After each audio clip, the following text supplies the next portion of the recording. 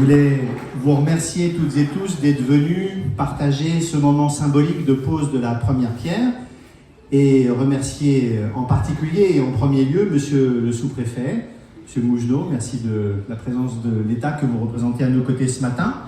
Merci Bruno Retailleau, sénateur de la Vendée, d'être au Sable d'Olonne aujourd'hui pour ce moment fort de la vie de notre agglomération. Merci beaucoup Alain Leboeuf, président du département, de ta présence à nos côtés sur ce projet majeur pour nous, mais sur beaucoup de projets qui touchent à la vie des Sablais. Merci Christelle, présidente de la région, d'avoir consacré une demi-journée de ta semaine au Sable d'Olonne et de passer un moment avec nous entre le port, l'hôtel de ville tout à l'heure et maintenant l'Arena. Merci à la région des Pays de la Loire de nous accompagner aussi fortement sur ce projet. J'aurai l'occasion de le redire tout à l'heure. Je voudrais saluer également l'architecte, l'atelier Ferré et Madame Vénézia Ferré qui est présente au milieu de nous. Et il est long parfois, le temps du projet à la chose. 10 ans sépareront finalement la décision de réaliser cet équipement et son ouverture au public. 2015-2025. Il faut dire que nous n'avons pas été très chanceux sur ce projet depuis l'origine. Notre premier architecte, pour ne pas le nommer, c'est le groupement d'architectes Chabannes et partenaires, qui nous avait pris pour une région qatari, a dû subir une résiliation pour faute de son marché de maîtrise d'œuvre. Et donc nous sommes repartis à zéro. Nous avons relancé un appel à projet et nous avons retenu l'atelier Ferret Architecture. Un cabinet très expérimenté sur ce type de projet sportif et polyvalent. Un cabinet piloté par deux passionnés, Pierre et Vénézia Ferré. Un cabinet très investi et dont l'équipe ne compte pas ses heures et son engagement pour livrer notre équipement dans les temps. Nous leur faisons pleinement confiance pour que la recherche constante de la qualité et le sens du collectif continuent à guider les 2 années de chantier qui nous séparent de l'ouverture au public. Après le choix définitif de notre partenaire maître d'œuvre, est arrivée la Covid et ses réjouissances, puis l'inflation galopante, puis quelques lots infructueux qui nous amènent à aujourd'hui, le 5 juin 2023. Premier espace, une grande arène sportive qui, selon la configuration retenue, peut passer de 2000 à 3600 places.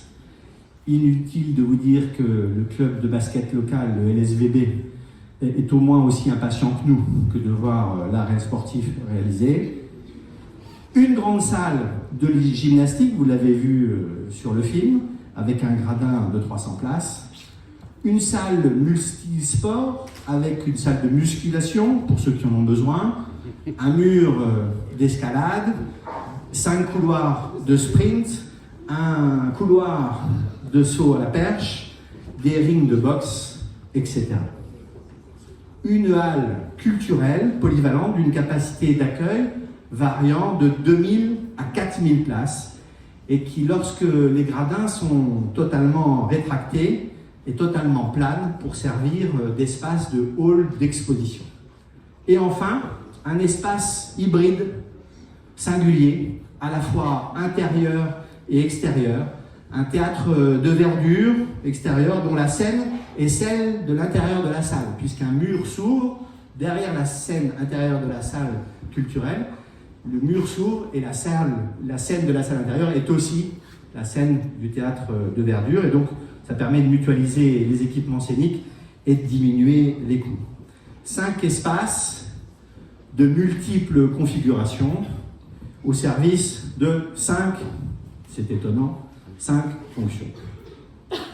L'Arena sera clairement au service de la dynamique sportive des clubs de notre agglomération. Ça, je crois que chacun l'aura bien compris.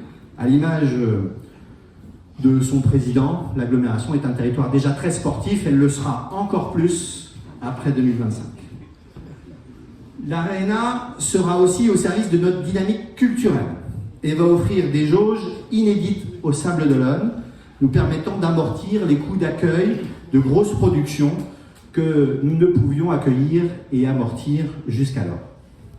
Troisième fonction, la fonction événementielle.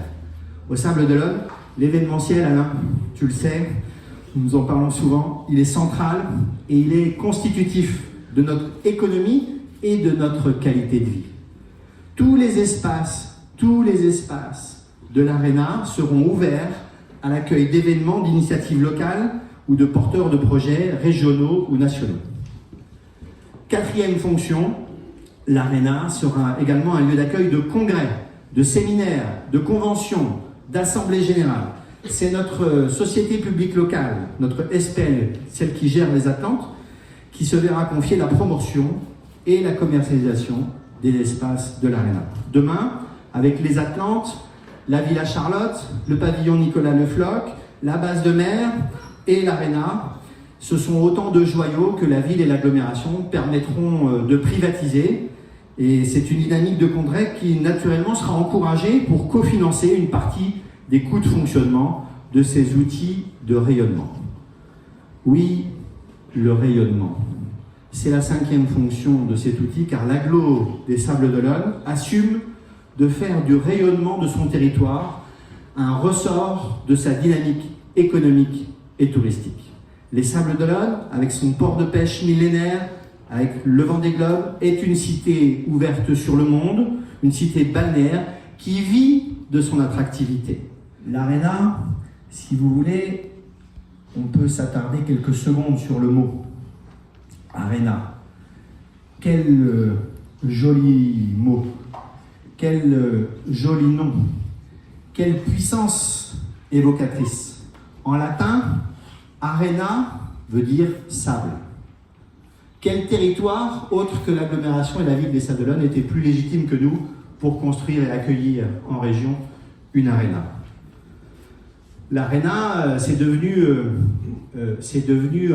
du latin, c'est par extension, c'est devenu le sable des amphithéâtres, des colisées, des arènes de Nîmes ou d'ailleurs. Finalement, l'arena est devenu le lieu où les citoyens se retrouvent pour faire corps et pour partager des rêves et des émotions.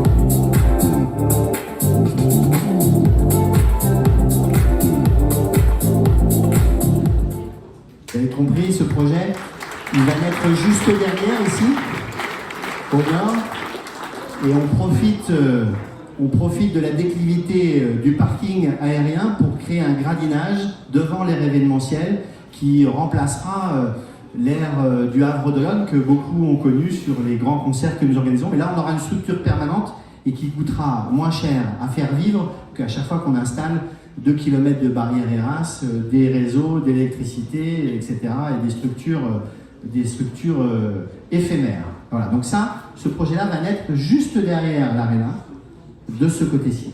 Il y a un deuxième projet dont je voulais vous parler qui va naître juste derrière vous, c'est-à-dire sur le bord de la 2x2 voies, à côté de la station multi-énergie. Ce sera un projet qui sera situé évidemment à la porte d'entrée de l'agglomération des Sables d'Olonne, au cœur, au centre de gravité même de notre agglomération. Elle en sera finalement le ponton d'accueil de l'agglomération des Sables d'Olonne. Ce projet a été dessiné par un cabinet d'architecture international, Mimram, que vous connaissez peut-être. Il servira tout à la fois de guichet d'accueil touristique de l'agglomération des Sables d'Olonne et de la Vendée littorale, de parking de délestage lui aussi, d'une capacité de 600 places pour accéder plus sereinement au centre-ville, des bureaux permanents de l'Office de tourisme, de lieu de séminaire avec terrasse et un restaurant panoramique offrant une vue imprenable sur l'agglomération des Sables-d'Olonne. S'il vous reste quelques secondes de patience, je vous propose de découvrir quelques images. Magnéto, c'est là.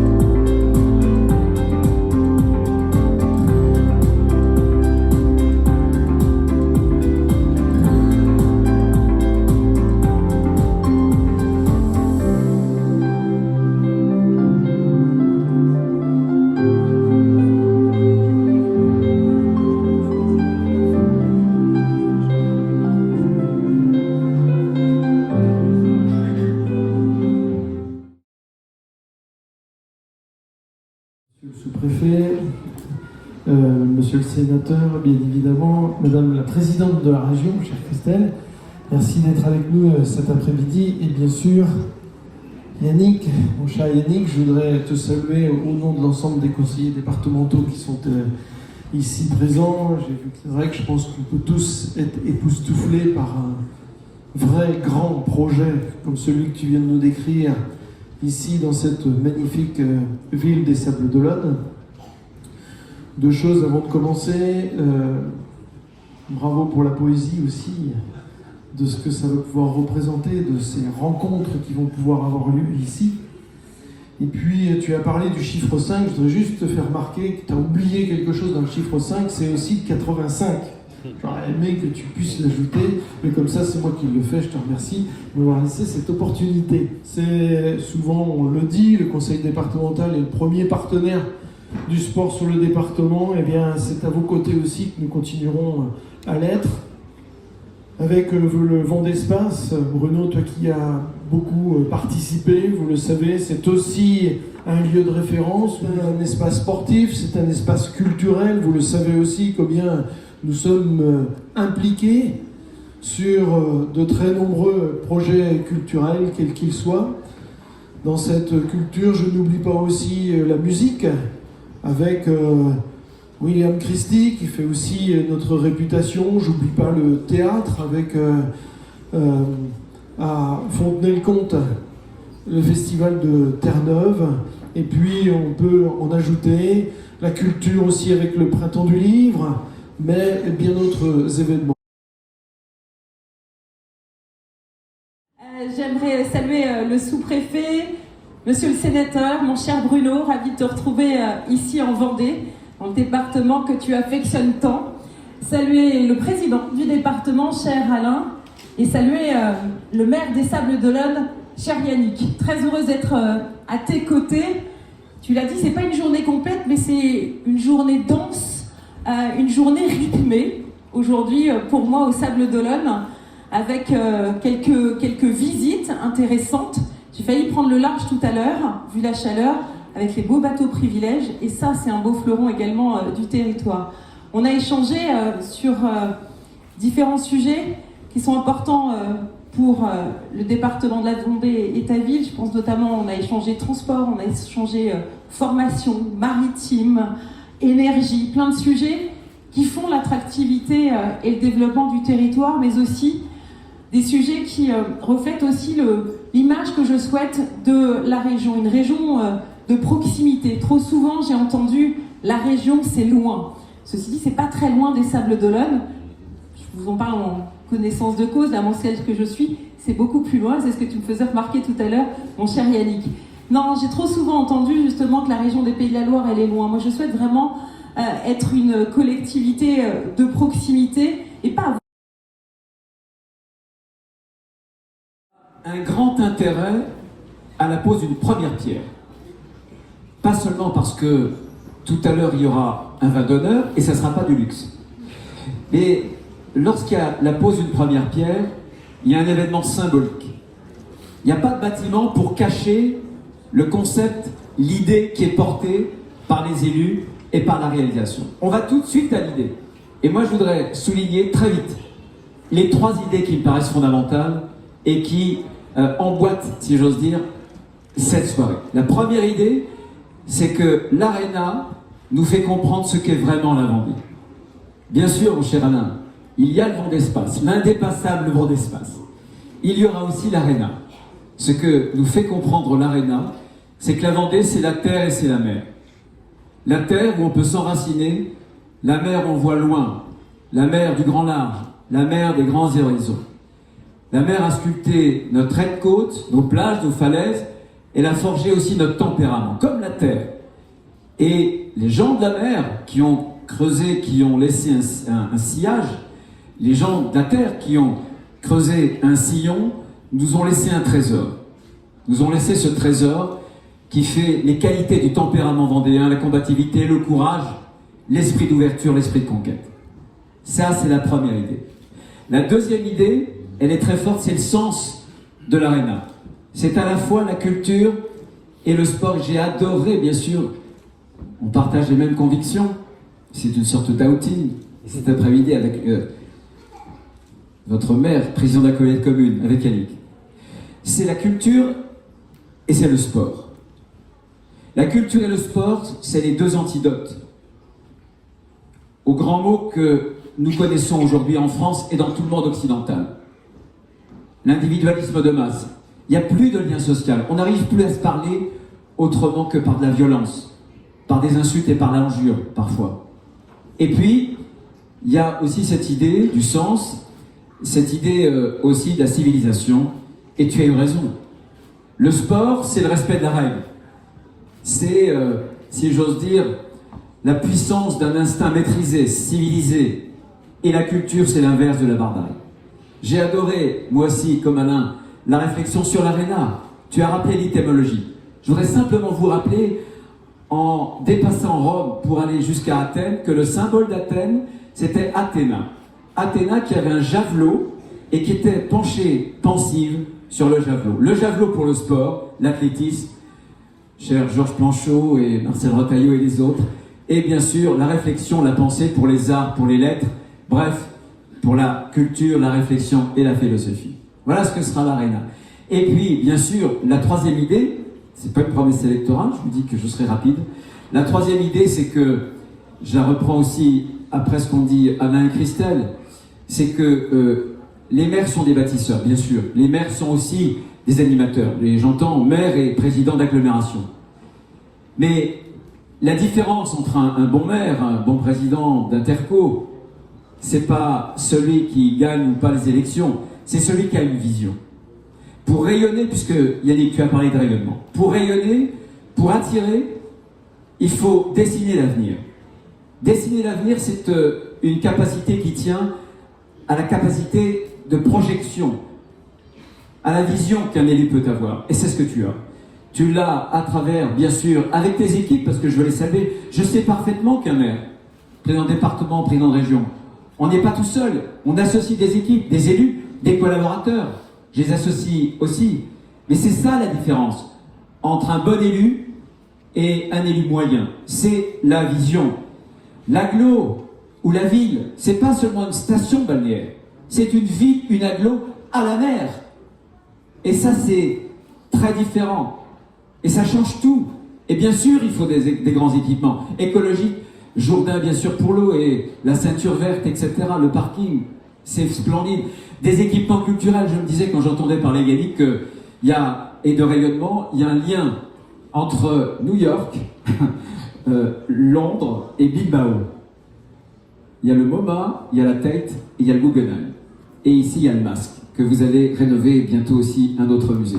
le grand rayonnement de toutes les grandes villes, les villes d'eau traversées par un fleuve ou en bord de mer, eh bien, il y a toujours un projet culturel puissant parce que la culture rassemble, parce que la culture c'est la civilisation, parce que la culture, comme disait Malraux, c'est le sens, c'est ce qui répond à l'homme lorsque l'homme s'interroge sur ce qu'il fait dans ce bas monde. C'est ça la culture.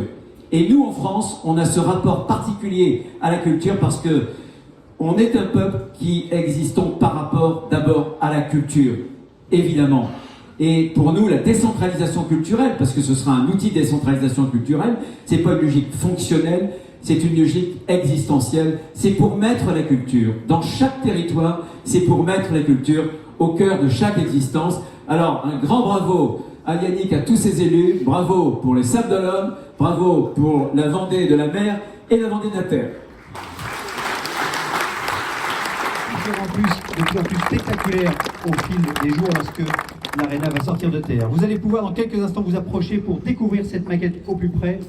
En attendant, soyez toutes et tous remerciés pour votre présence aujourd'hui et rendez-vous autour du cocktail. Merci à tous, excellente fin de journée.